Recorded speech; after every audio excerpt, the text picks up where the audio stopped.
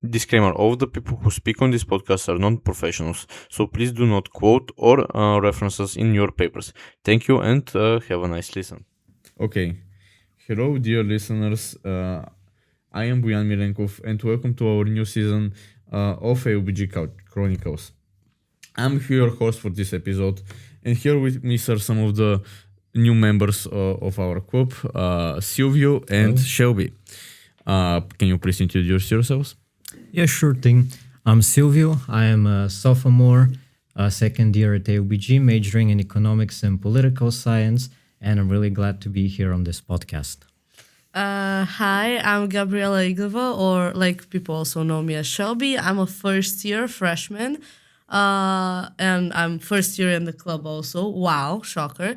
I plan on majoring in mathematics and computer science. So yeah, wish me luck in my studies. And I, Boyan Milenkov, am a Psy and also JMC major. So now for our topic for today, we are going to be discussing about nature and versus nurture in psychology. But before we start, I'm going to introduce the topic. So from the name, we can just say that nature is like genetics and nurture is from environment. Actually, a study by by Butchert says that hereditary factors kind of develop our personality and our whole lives, while a study by a scientist named Cherry says that nurture is more important how you're being raised. To be fair, in my opinion, it's both. So, what do you guys think about this? Who's gonna go first? You go first. You introduce yourself first. So I would say it is both as well. I would heavily agree with that. I think environment shapes door more heavily. I think nature definitely contributes, but I think environment weighs way more heavily. Okay, shall we? Yeah, like I cannot say anything really more. I do think it's both because you cannot say it's only one thing. It's not only genetics because environment shapes the way that you think. But again, it's not only environment because, as you said, you're predispositioned to some stuff. You cannot get away from it, no matter how hard you try sometimes. So, like, I guess you could say maybe nature loads the gun, but nurture shoots. If you could, like, it's a metaphor. Yeah, I can understand. Don't worry. If you get it, yeah. Yeah, there was something there. Yeah, interesting thoughts. So I'm going to start with the first question, which is when you hear nature versus nurture, what is the things that just pops up in your mind or what you imagine in a way? It's my neuroscience course that I was taking when I was 16. That was like one of the first things that they were talking about. The nature versus nurture debate. It's such an old classic. Yeah, it's yeah. I feel like I have been like talking about nature versus nurture since like maybe 5th grade. But the first thing that comes to mind is actually a personality disorder that's like borderline personality disorder. Because listen why. I am very interested in like the different disorders and the way to treat them. Mm-hmm. And so borderline personality disorder does have a genetic factor actually. So maybe about 40 or 60% of it is genetic, but it's also environmental, aka like childhood abuse mainly is one of the main factors that is cited when people develop borderline personality disorder. And sometimes it's only like one of the things, and sometimes it's both. Most of the time it's both. And that's why I first think of it because, like it's almost the exact same thing that I have been hearing about on different like videos on YouTube, you know. Yeah. I actually had a question here that like would you remember when you first heard the concept from? So you kind of this is the second question, you kind of answered it. Thank you for that. I guess yeah. So okay, I have to ask you like a kind of strange question. I'm not okay, I'm going to say it. Do you guys agree with the statement that people can never change? Absolutely not. Okay. Why? I mean, I think everyone is capable of change. The thing is, like, our brains are plastic. There's a lot of plasticity, and we're always capable of making new connections in the brain. I think people are capable of change, and I've seen many people change. So How much time do you think people need to change in a way? I think it depends. Because, for example, think about when something traumatic happens in your life. That can change you like instantly when it happens. So sometimes something that doesn't take much time can cause a lot of change in you. Sometimes change can take like years, decades, but other times it can be very sudden. Okay. Shelby? Well, partially, but my answer is gonna be very similar to Silvio's. I do think that most people have some core personality traits. For example, I'm loud and energetic. That has been almost a constant throughout most of my life, if not all of it. So I don't think it's something that will change by time or if I even try, which I don't want to. But I do think that some maybe secondary characteristics of the personality, yes, you can change them. And depending on how much they are like at the base of your existence, it's harder to change them and it takes more time to change them. Like excluding trauma response, because in trauma response, your whole world breaks. So your whole ego, your whole persona just crashes. And then you can really change everything in an instant. But otherwise, it takes a lot of time, can be changed, but if someone says I have changed, I will always be skeptical because that's a very hard thing to do. Yeah. Purposefully. I actually agree with you that like if somebody says to me like I have changed and they say to me after 3 months of no like we haven't talked in 3 months, they're like I have changed completely, and we're like yeah, bullshit. I'm Yeah, sorry. I get I'm it. sorry for the curse word. Can I just add? Huh? I think instead it's a fair statement to make that I am working on changing. Yeah. I think that's a more fair statement. Yeah. But to be fair, I think people always work to change. Depends on the person, of course, but almost always. Yeah. So I want to actually, Shelby, you said that you're a loud person, right? Yeah, I think. Yeah. So I actually want to ask you something. Do you think that this is like something that is found in your family, like in the natural part of your family? Well, natural part of my family, my father is what we call drven filosof, literal translation, wood philosopher, because he knows everything about every topic he has ever heard of. He, like, when we go on family gatherings, he won't stop talking. And my mom would always say that I very much am almost the same. Like, I'm very similar with my father in that regard. I cannot stop talking. Of course, about different stuff, because my father is a middle-aged man and I'm like a teenager. But alas, it is found naturally, at least on one side of my family. Yeah, I'm asking. What about you, Silvio? Let's hear that. About traits that are found in my family? Yeah, and you find in yourself. Probably it's like curiosity. Like I have seen that in my mom, like constantly questioning stuff like what is the reason that this is happening? Like what is causing this? And how much deeper does it go? Like what question can lead you to many more? And I think that's something that I find in myself. And I don't think it's a behavior I learned, but I developed. I'm pretty sure. Yeah, I mean, it could be inherited by looking like from your mother and stuff like that. This is like how kind of it works. And another thing just to mention about like genes, the thing is also, there is a lot about nature, but sometimes there are genes that code for certain proteins and you can go your whole life without them like being turned on. So that's also a factor. Yeah, of course. Okay, biology guy. So I have to ask you something.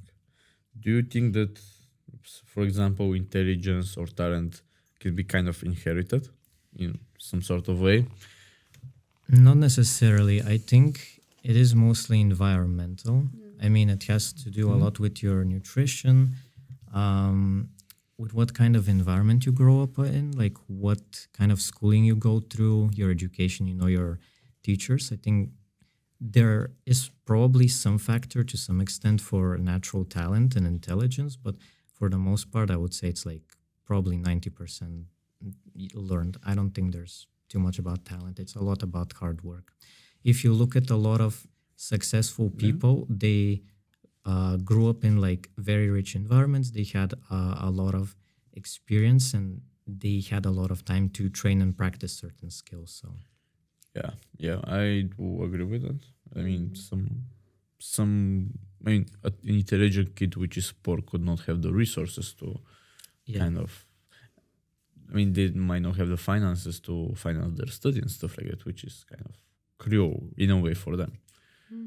Shelby, do you? Yeah, If I anything, can add but- actually here. Yeah? Because, again, okay, so my family is very STEM driven. So my father and my mother, like, they work in STEM. A lot of my cousins work in STEM. A lot of my aunts and uncles work in STEM. So you could say, oh, like, it might be genetic. I don't think it is. Because we do have some people, for example, my younger brother, he's 14. Both of us have had a generally like similar childhood, especially academic wise. Because I would say like based on what Silvio said, because it really sometimes it does depend on what your academics are, like what you can get to with schools, what type of education, etc.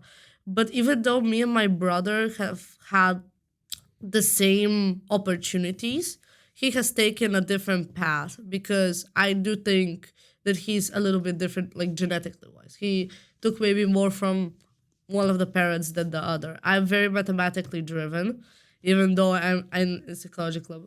That's the thing. But I'm very mathematically driven. I'm very logical. He seems to be a very emotional person, and he is seemingly more connected to music and to these kinds of things and to fashion especially, rather than mathematics. Again, even though we had the same opportunities in academics.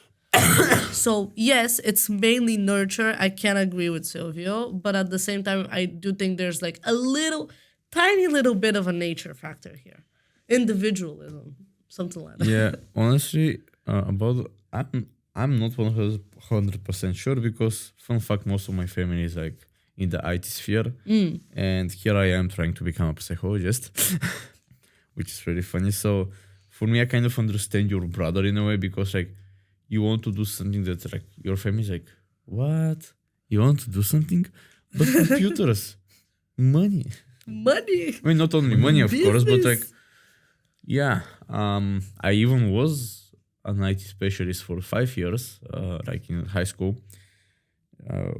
The Big deal. hellish 5 years of my life. Will never do that again. Yeah. On that note, I have to actually ask another question that it's like, I don't know how to actually say it, but I don't know what the fuck did I write? Anyways, do you guys think that some people are naturally calm or even confident? Like it's inherited in a way. Look at this guy over here. Okay. What's that supposed to mean? I mean, you seem so calm and collected all the time ever since I No, have known but you. is that like I a suppose. inherited thing? I don't think so. I think while you're a child growing up, I think it's a thing you learn. For example, kids who aren't very social, don't have many friends, they don't end up being confident. People who like have a lot of friends and are very social and make connections early on, they end up being like super confident and charismatic and capable to, talk to people and such in general. But I have seen people who, were pretty antisocial in like high school, but then with some like more practice and being more outgoing, they can definitely like improve. And it might not be the same effect it has as while you're as a child while you're developing those, but you can definitely change and improve on those things. So I don't think there's too much genetic component to it. Okay, can I ask you something? Go ahead. What type of kid were you? Were you the antisocial kid or were you the social kid? I was somewhere in the middle, because like while I was So growing what about these kids? while I was growing up, people were constantly like knocking on my door asking, hey, you want to go out? But I was like, there's these school games I want to be playing, So I was kind of in the middle. Sometimes I pretended I'm not home. Other times I went out. fucking bruised my knee, broke my hand, climbed on the trees. I fell on a car once, almost broke my back. So, somewhere in the middle. Yeah. Okay. What about these children? So you didn't mention them. What about them? What do they become?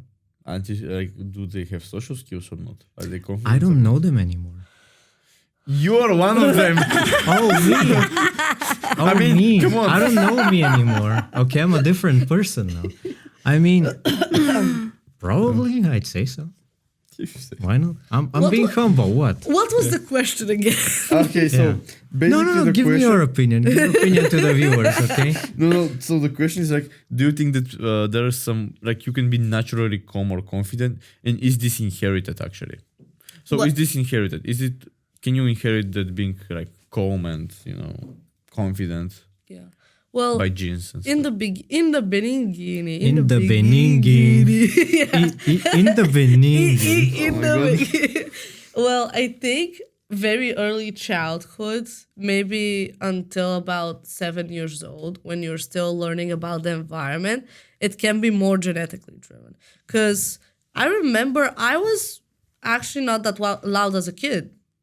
That's why I said most of it. Like when I was smaller, I wasn't so loud and obnoxious. And my brother also, I'd say he's very extroverted now, and so am I.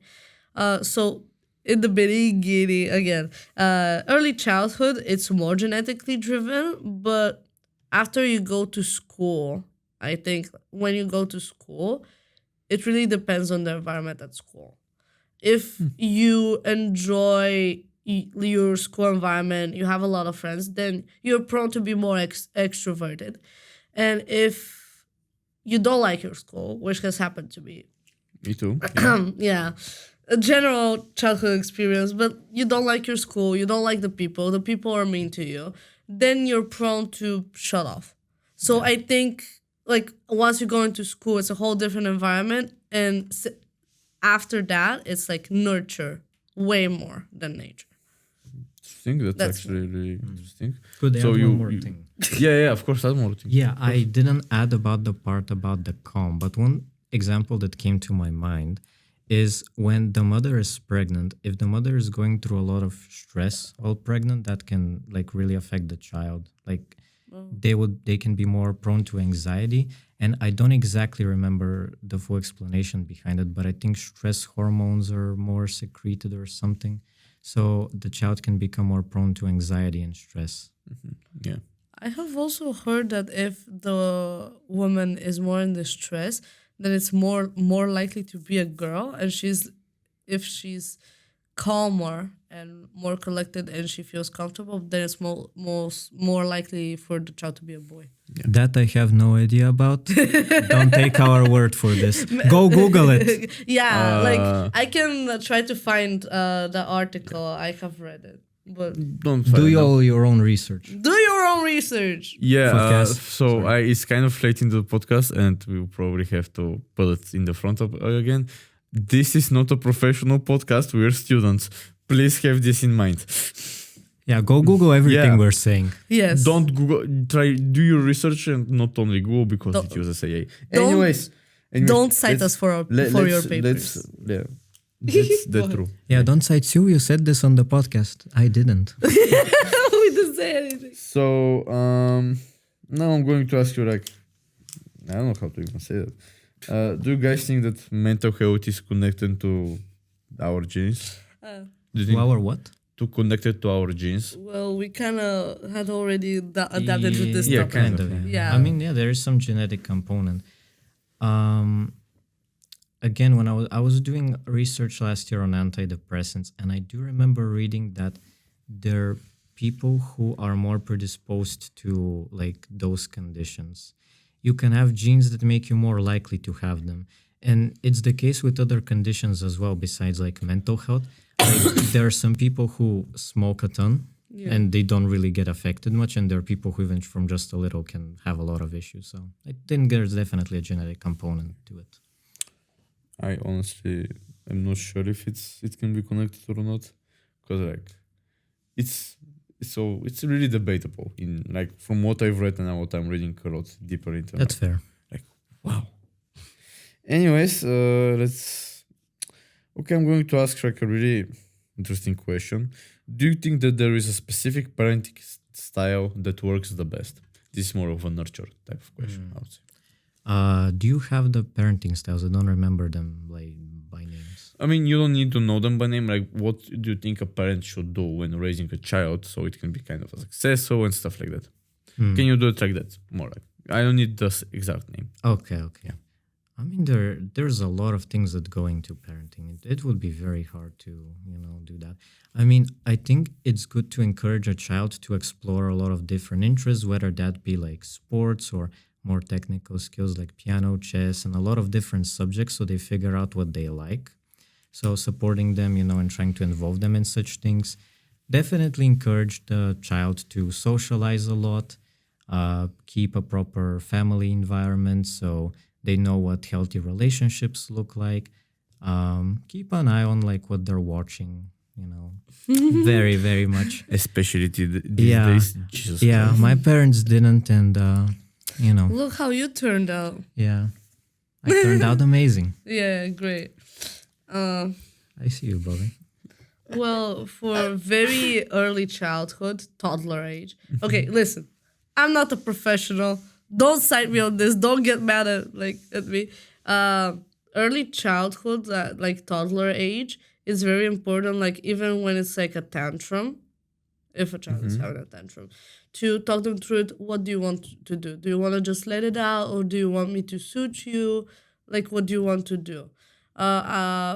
So basically, allowing the child to communicate, because a lot of mental health issues, like anecdotally talking to my friends, end up being just repressed emotions that you cannot get out because you think they're irrelevant. I can speak because you think they're irrelevant, and you think that you shouldn't like talk about them. They're gonna just go away, but they won't go away. They end up being repressed, and they end up affecting you. And I think if from an early age a child understands that they have a word, they have a say, and they can express their feelings freely, especially to their parents, the people who are supposed to be like their guardians for 18 years at least of their life, is going to be very substantial to the child's growth.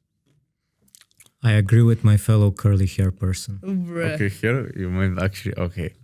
So I actually have been thinking about like what to do if a kid has a tantrum and stuff like that. Yeah. So in a way, okay, this is going to sound so inhumane. Okay, Kind of like let's cook.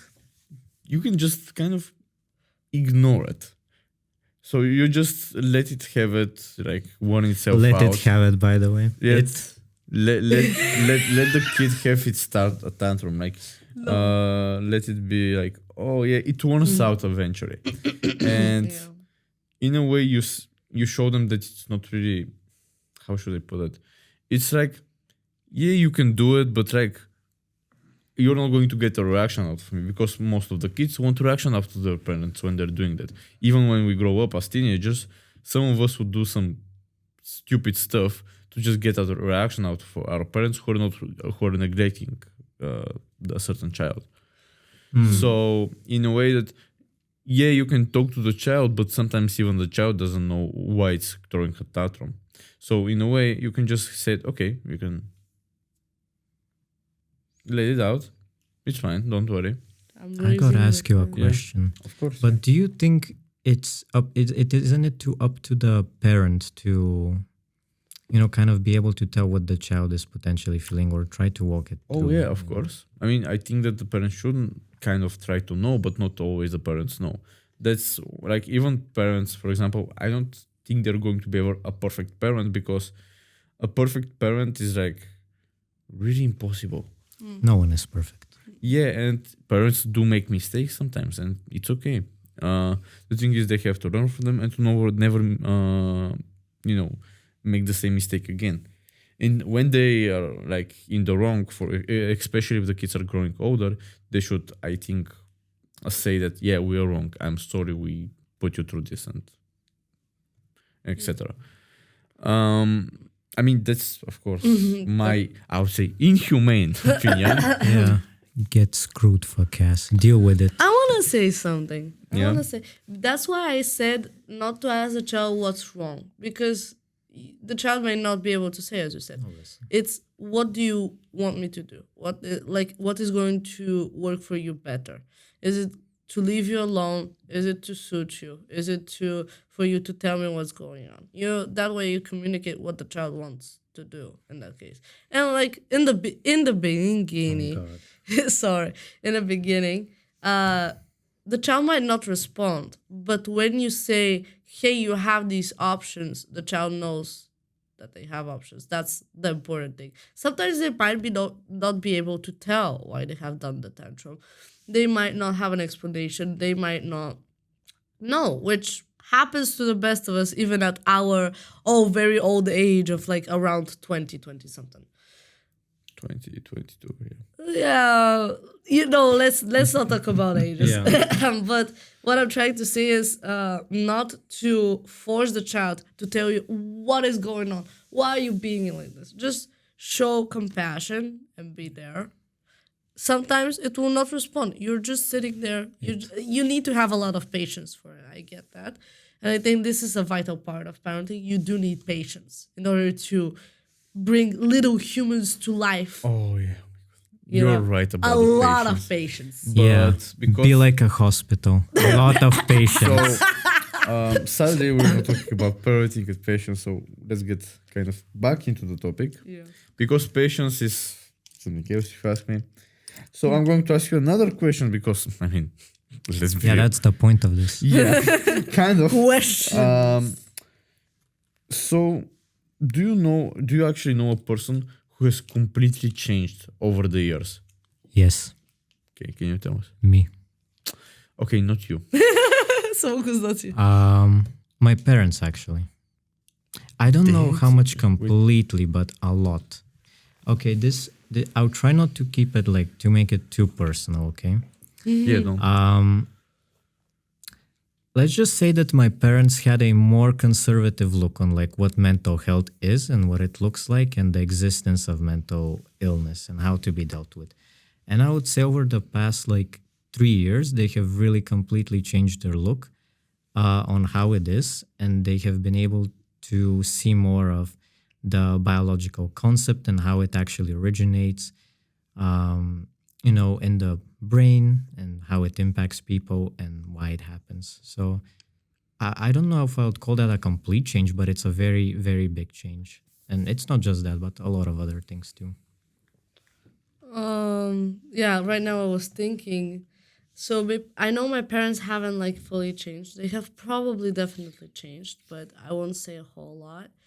And the only other person I thought of that I could say potentially changed a lot in 5 years is one of my bestest friends from school, Reni, she's called. She's very smart. But in the beginning when we were 8th grade, so because we were 5 years in school from 8th to 12th grade, in the 8th grade, she would be very, I feel, not jealous, but she would always criticize everyone because other people were being a bit more they go out, they're having fun. Maybe they're going to the club underage, which in a mathematical high school will get you some side eye, some little oh, who is what is this person doing? And of course, the most side eye she has ever given me is because of boy drama. So she would be a lot against that. But as we grew together and as I had many crazy stories, I think she has grown to be very compassionate. And instead of being this is awful and you do not have morals because you do these more party girl type of things, it's more yeah, you're having fun. I'm feeling with you what you're experiencing rather than being against you. And she has also gone out partying a couple of times. I'm yeah. So she has definitely changed in that aspect. Yeah, I'm going to say I couldn't really think of one. Like I was listening to you guys, so I would say that I have some like friends from high school who are like you wouldn't recognize them like 5 years ago or even 3 years ago. Yeah. I would like to say myself, but how we say it, we always think we changed. Maybe we didn't. Who knows? I mean, we know, but A lot of You people get have it. a lot of people have told me I have changed a yeah. lot. I think everyone changes, to be fair. yeah, I have to say I'm sorry to the editors for having to cut some shit out. They're Hi, watching me right editors now. behind the Hey. camera. Well, we're kind of waving towards. Well, actually, Yeah, these two are actually editors. I'm Yeah. the only one who's not an editor here. Yeah, I'm sorry. But let me go to the topic again. So Okay. I think who has changed? I mean, it's really hard to say. Maybe I had like an acquaintance more of who kind of really changed throughout like the last 2 years in a way because at first he was like kind of you can say that he was conservative. But after he went to study abroad, I'm not going to say where actually because for the security reasons. Yeah. Even though 20 people are going to listen to this. Yeah, it's fine. Don't worry about it. In case you see us, shout out. Shout out. Sorry. So he kind of changed his views on some things, and I was even comfortable with saying some personal stuff that I am really careful of saying to not get beaten up in Bulgaria. Real. I am not going to say what stuff because Real. Yes. The camera's so yeah. watching. I think I can say this as an example. Also, me, I used to be really. I thought we're not doing ourselves. Yeah, I want to explain about myself. You girl. fucking Okay, you know, guys, fair enough. I'm not going to continue. Yes, Yes, don't. let's not get into it. Oh, 3 more seconds. the phone fell. The phone fell. So, yeah. Do you guys want to jump on to the next question? Because we're going to. Let's actually- jump. Let's Yeah. jump right in. Sorry. So, I Super- bounced on the yeah. question. how. Okay, you kind of actually answered this question. No, actually, I'm going to ask you again. How did you guys think that the environment shaped you as the person you are today? Like, Go. Let me answer first. You have been Yes. answering too much. You gave me the permission, but go. Okay. Listen. So I have been in 3 schools. First to 4th, I was like in a semi-regular school. Then from 5th to 8th, I was in Silvion Mathematical High School. And then 8th on forwards, I was in private mathematical high school. First private. so abbreviations SEMG and PCMG. Yes. Okay. So in my first school, I was at first like I actually enjoyed it because I was a very thin child actually. But because puberty was starting to hit, I was starting like to change on the outside.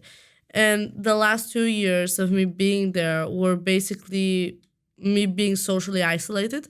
So I became very quiet during that time. And actually, that was one of the motives that my mom told me. So basically, she said that if I go into a math school, because I know math and other people who know math, it will be similar.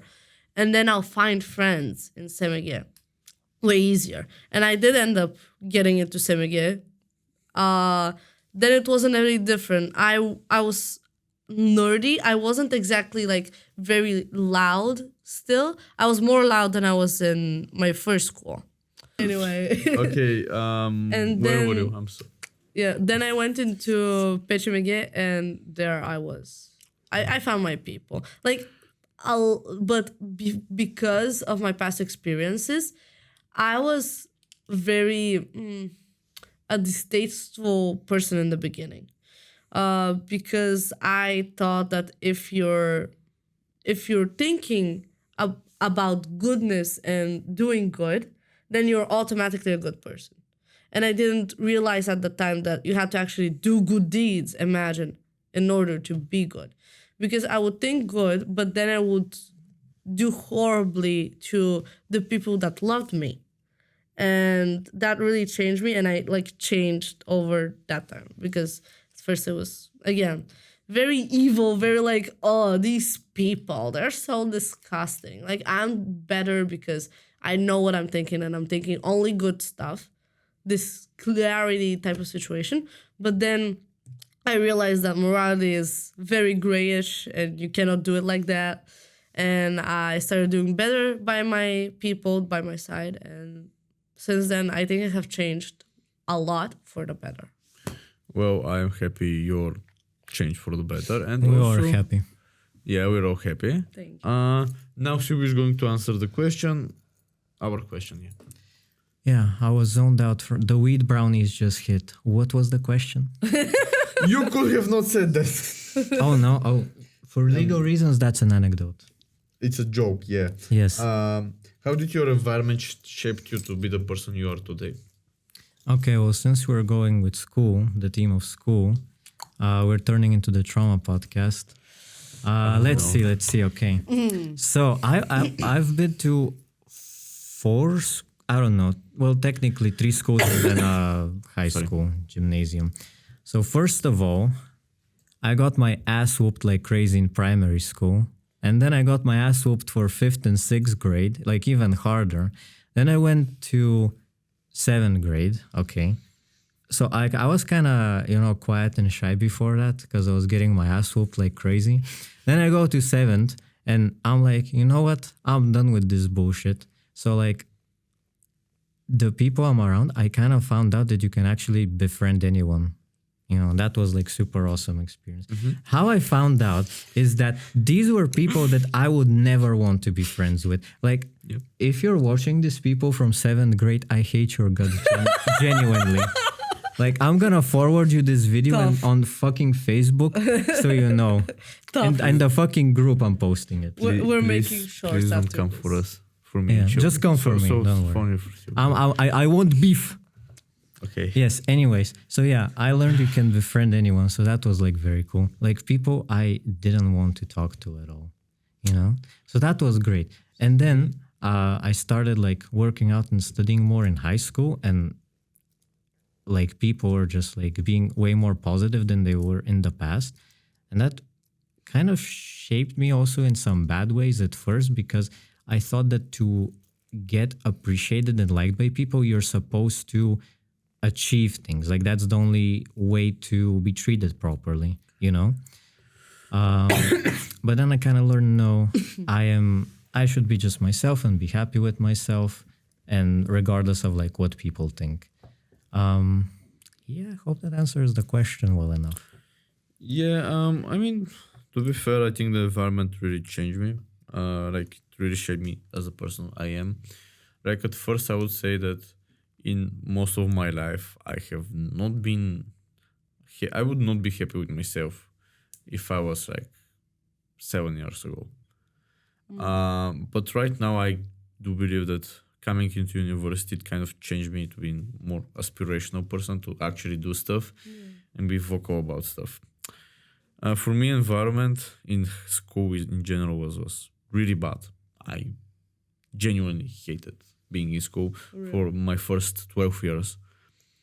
So yeah, but I'm not going to go really in depth because it should be a whole episode. I'm just kidding. Yeah. We're not Yeah, doing we're doing whole that. That's a special episode. Yeah, that's The impact of school. it's a Christmas special episode. Really? No. No. We can Maybe. Maybe. We are going to have to cut this out. If the people want it. Okay, and we are going to one of our last questions, which is about social media. I know. Do you think social media has become a new kind of nurture, shaping how we think and behave? Definitely. 1,000,000%. I mean, people get their fucking news from Instagram and like from social media in Which general. don't do. Huh? Which don't do. Yes, don't do. Actually, go to the fucking media sources. Do your own research and stuff, Yeah, but I go. wasn't. Answer the question. I wasn't. Yeah.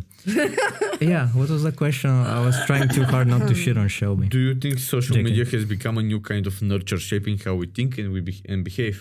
Yeah. Well, the thing is, in the past, the world didn't really have access to see like what everyone's doing like the whole time, and now we kind of do, and it really serves as a tool to kind of compare yourself, like what your life should be, what you should be doing in your day. And if you're not like these people, then you're not really satisfied or happy with your life, it feels, which is not really good. But yeah, to the question, I think it is becoming very much nurture. Like to some people without social media, it feels like they don't have a life. Like their life is over without social media. Yeah, Shelby? Especially not only because there's a lot of publicity on social media, but also because nowadays a lot of the conversations you have with people that you know in real life, but you have conversations with them through social media. And also you can see exactly what they're doing and where they're going. And that's a very different experience than seeing them in real life and actually looking at their expressions. So I would say it very much is today's nurture, because not only is the parents nurturing your nurture, so is your social circle. And now the social circles, they're moving to social media. So automatically social media becomes a nurture of its own. Yeah, I agree with both of you. For me, social media is starting to become a really big disease because it's kind of nurturing a really, like it nurtures people to like socially compare themselves, which it's good in moderation. If it becomes too much, it becomes really bad for your mental health. Not only for your mental health, of course, for basically anything. You don't know how to actually live. You're like, what is going on with my life? This guy is in the Bahamas and I'm here working at Speedy, for example. What am I doing wrong in my life? We're on the we're at the same age and stuff. But then you start to, if you can just start to factor in stuff. For example, he has more opportunities than me. His parents also give him a lot of money, for example, or it's photoshopped. You never know. Maybe someone is a god at Photoshop. So, yeah, social media kind of boosts a toxic competition in a way. Yeah. So, yeah. Do you guys have anything to add? No, Well, this was, I think. This was I agree. not Silvio God. being just himself for like the last few minutes of the podcast, I guess. I have to be honest with you. We're really thankful for listening to our 40 minutes or maybe even less. It depends on how we edit it. But we're really happy to have you, and we're looking forward to you seeing more of Couch Chronicles in the future. Expect more episodes. I really hope with the time. See you and bye. Take care, y'all. See ya. Love y'all.